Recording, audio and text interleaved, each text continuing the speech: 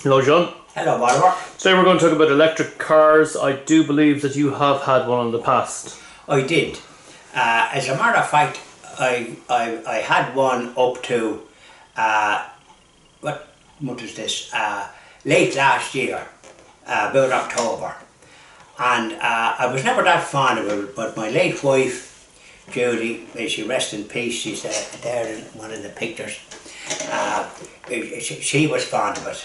My cousin had one, or has one, because he has to do a lot of ferrying of his adult children that are doing third level, and so he does about 12 or 1300 kilometres a week, so the electric car is a benefit to him. And it was him that suggested there was one in a dealer, the Nissan dealers, where they did the Leaf electric car. And we went to see it, and my late wife was very taken with it, and she liked it. So we bought it and traded in the car that I had. Well, when poor Judy passed on last July, I still had the electric car. I wasn't too keen on it, but I was paying a visit to a friend in Galway, and I left Oldcastle in County Meath at 10 o'clock in the morning. It took me 10 hours to get to Galway.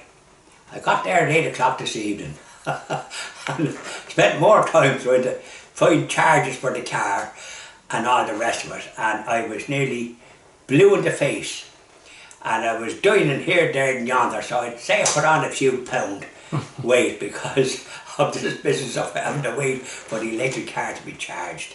After that experience, and plus other experiences, I said never again. And without further ado, I traded it in and bought a petrol car. I bought a Toyota Yaris, 4-door. It'll do about 500 miles, and then I can get another fill of petrol. I only spent a few minutes getting the petrol, whereas I had to spend hours waiting for the other yoke to be charged, unless I could come across a fast charger. And the fast charger was usually at least half an hour, if you could call that fast. So, like, the electric car was, as far as I'm concerned, a disaster. How long did you have it for? I had it for damn near 2 years of hell. Oh, gee. Because no matter where we were going, we had to study the where you could charge it, and if there was such a thing as a fast charger, which is your half an hour job, and they were few and far between, and when you did arrive at one, there was usually some individual stuck there, so you had to wait for half an hour for him to be finished. So there you were then for another half an hour. So there's an hour kiss goodbye. I think you were saying before as well, some people pull into the train station and they charge their car to get free parking, right? And they leave it there all day. Correct. So you go to a train station to get charged because you're nearly out. It happened to me. And the next thing is, there's 2 cars there and you can kiss it goodbye, and then you go to look for another one and lo and behold, it's not working. It's faulty. These things happen. And so you're going around you're red in the face and beginning to get palpitation of the heart and all the rest of it that goes with having an electric car. And you're asking people, is there another charge? Is there a charge for an electric car anywhere? Most of them are looking at you as if you had 2 heads. They don't know nothing about it. But you might come across an odd one. Yes, there's one in such a place. And down you go. And you find it. And it's nearly like you're finding gold. You plug it in, and then you can kiss a couple of hours goodbye. So off you go to spend 2 hours or 3 hours, wherever it is, and you're eating again. So you're out like a beluga. You're putting on weight, because you're eating all the time when this thing is getting charged. So 10 hours to go to Galway, you can see the amount of food I consumed. So it's from Navan, was it, or where was it? No, it's from Oldcastle. From Oldcastle to Galway, 10 hours. It take me 2 hours, maybe 2.5, but 10 hours. And I visited places that I never was in because I was coming, and normally I would say a half an hour from Galway, but I hadn't enough to bring me anywhere, so I had to cut off, go somewhere where I saw where there was a charger. And now, mind you, it was in a place that you'd want to be an expert to find it, and I had to inquire where it was. And when I got there was 2 cars on it, so I had to wait there then and go off and die somewhere else. So the electric car actually defeats the purpose of having a bypass, because you've got to get out of the motorway onto some village or something. Yes. The motorway. They tell you if you go on the motorway, you might be going too fast, so that'll use mileage. And if you're going up a hill, it loses mileage as well. If you're going down a hill, it gains mileage, but in Ireland there seems to be more uphills than downhills. This is something that you kind of notice, and you're sort of saying, if you have a passenger saying, well, why is everything the hills going up?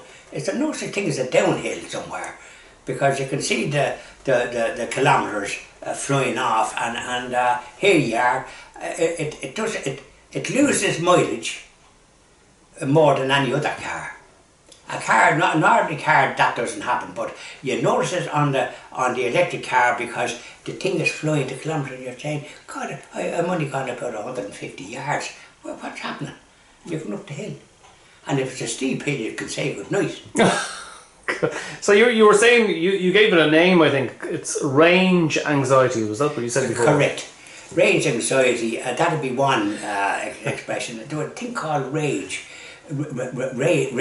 Anxiety rage, or distance rage, because you were getting purple in the face with the business of trying to find charges. It sounds like you start off with as much as you can, and then before you can say Jack Robinson, you start to say, God, where's all these bloody hills? The uphills are gone, and where's the downhill? There seems to be less downhills, there seems to be more uphills, and then you come along and the picking thing is flat. And so she's using miles, and if you're going anywhere fast at all, because you don't want to be hanging about and letting grass grow under your feet, you're supposed to go at about 40 or 50 miles an hour, and you get a bit more mileage. If you put the boot down and do, if it's allowed to do 100, because it's shooting up this kilometres. So it sounds like a kind of an episode of Mr. Bean or something. It's just. Well, I visited Ballyborough during the week, where I used to charge, and one time that wasn't working. But as I visited there, fortunately I had my petrol car, and I parked and went off about my business. But I saw there was 2 electric cars planked at the one charger in Ballyborough. Now it's a slow charger, but I suppose I could go off and do the shopping and visit the relatives and for a few hours before it'd be finished charging. And one of them was a newish one, and the other one was an 18. So there were 2 new cars. You see, they're promoted by the main dealers. The Nissan does the Leaf, and then Renault's do one as well. So you see different sorts of cars plugged in. Some of them are plugged in from the back. I think there's a BMW that charges as well, a small one. It's but it's BMW, so it'll be expensive, but it's small. And that plugs in from the back, so you go along, so you don't know what sort of a car is going to be plugged in. And they're gone off, not a sight of them. You might say, going far, like, because I'm going a bit far, and could you just let me on there for an hour or so, so I didn't get enough to go around. So that's electric cars now that I had, so that was my experience. And now I see there was supposed to be 0 emissions, so you were good for the environment, you know, there was nothing going in. But now there's been a study done in Germany to say that they cause more pollution because they use electricity that's powered by coal and this, that and the other, so they're using more emissions in that sense to plugging into the electric. Why they don't put out emissions themselves, but what they're using is causing emissions. So the more electric cars there is, the more emissions are going to be in from all the coal and the oil or whatever it is. France is the only one that has nuclear, and if there's too many electric cars plugged into that, I wouldn't need to be thinking of the nuclear, because people are worried about nuclear reactors. After all, one exploded or something happened in Chernobyl, and I think people lives were cut short, and animals were their lives were cut short. Now nobody can grow on them within 100 miles of that place. So that's nuclear power for you. And you know, the experts will say it's all right, but is it all right? The other thing about the electric cars as well, of course, is that to produce an electric car for the battery, and you need to mine and process lithium, cobalt, and manganese, for the battery. So I mean that's correct, and that's going to creates cause another problem. And by the way, there's batteries in, we'd say, the different cars. They're nearly a car that you would never think it could be about 3.5 ton in weight because of all the batteries. And the batteries have a certain life, usually of about 250, 300 kilometres or a bit more, and then they begin to lose their distance that they can go. Now, you can get batteries re-put in because the trade-in price for electric cars is very poor. They're dear enough to buy, and there's a bit of a grant of 5,000, but they're still dear. Even with the 5,000, they're about 30,000, so 5,000 brings it down to 25 for a Leaf electric car, Nissan Leaf. Now, other ones are dearer because there's bigger cars that are electric now. And the trouble is that, and the Tesla is another car that's all electric, and that costs over 100,000. Because Tesla is the fella that started these electric cars and the technology for to do it.